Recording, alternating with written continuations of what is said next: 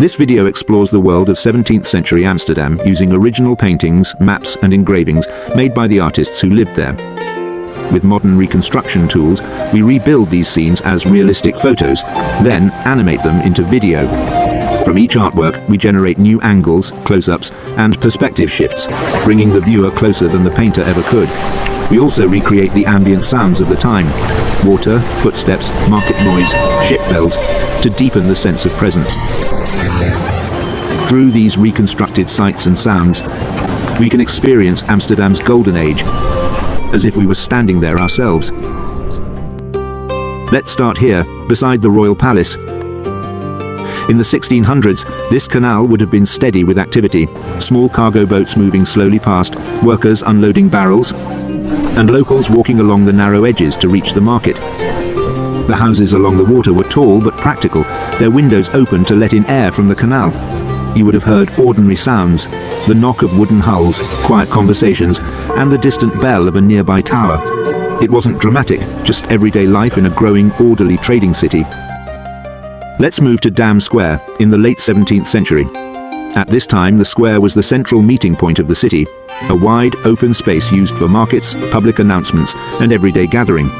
You would have seen traders setting up stalls, farmers arriving with carts, and residents crossing the square on their way to nearby shops or guild halls. The Royal Palace stood over it all, not as a royal residence yet, but as the city's town hall, a symbol of Amsterdam's growing power. The sounds here were practical and constant: bargaining voices, rolling wagons, and the steady movement of people passing through. It was the functional heart of the city, busy but orderly, reflecting the rhythm of Amsterdam's daily life. Now let's look at one of the canals. In the 1600s, these waterways were everyday streets of the city, used for transport, storage, and quiet passage between neighborhoods. Small boats carried goods from warehouses, while residents walked the narrow paths beside the water on their way to work or the market. The houses lining the canal were practical and uniform, built to maximize space and light. You'd hear the gentle movement of water, a calm but essential part of Amsterdam's daily life. Now we come to the bend of the Herengracht. By the late 17th century, this curve in the canal was one of the most prestigious addresses in Amsterdam. Wealthy merchants built their large, symmetrical houses here, each with broad windows and carefully designed facades.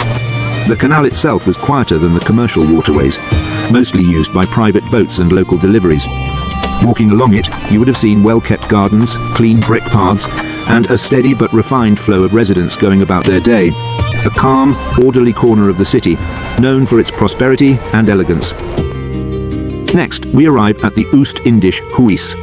In the 17th century, this building served as the headquarters of the Dutch East India Company in Amsterdam. Here, administrators met to plan voyages, manage trade, and oversee goods arriving from Asia. The courtyard and surrounding streets would have been busy with clerks, sailors, and porters carrying documents or cargo samples. Though not loud like the harbour, the area had a steady flow of activity, the quiet, organised movement of an institution running a global trading network, a place where decisions were made that shaped Amsterdam's wealth and influence. Now we arrive at the De Pinto House. Owned by the prosperous De Pinto family of Portuguese Jewish origin, this residence stood out for its size and refined style. In 17th century Amsterdam, families like the De Pintos were part of a growing community of immigrants who found relative freedom here.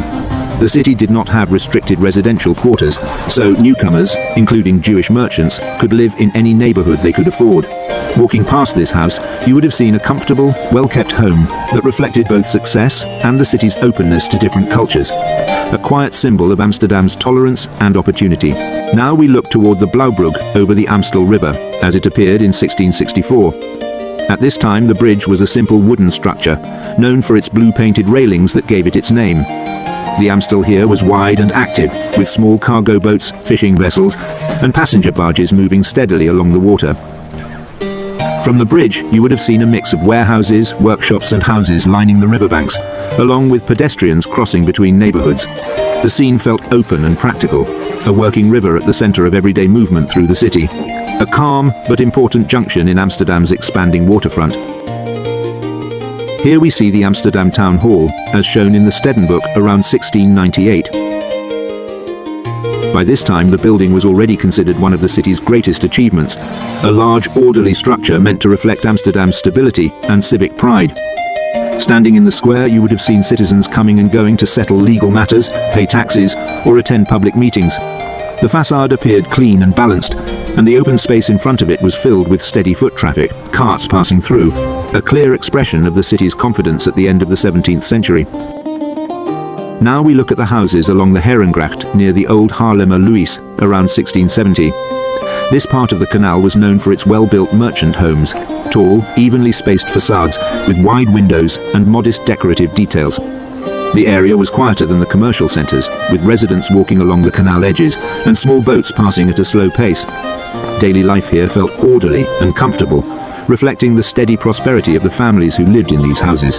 A typical, well-kept stretch of the Herengracht during Amsterdam's golden age. Now we turn to the Oude Schans Canal with the Montalbaans Tower. In the 17th century, this was a recognizable landmark for anyone entering the city by water. The canal was active, but not rushed. Small trading boats, fishing vessels, and local barges moved steadily along its length. The Montalbaans Tower stood as both a watchpoint and a navigation marker, its clock and bell helping regulate daily life. Along the canal banks were modest houses, workshops and warehouses, with residents carrying goods, drawing water, or simply passing through. A clear, familiar view of Amsterdam's working waterways, framed by one of its most enduring towers. Finally, we arrive at Amsterdam's harbour, the driving force behind the city's wealth. In the 17th century, this was one of the busiest maritime hubs in Europe. Large VOC ships prepared for long voyages, smaller boats carried goods between warehouses, and workers moved steadily along the docks, loading and unloading cargo. The air was filled with the sounds of rigging, carts and crews calling out instructions. Much of Amsterdam's prosperity began right here at the water's edge.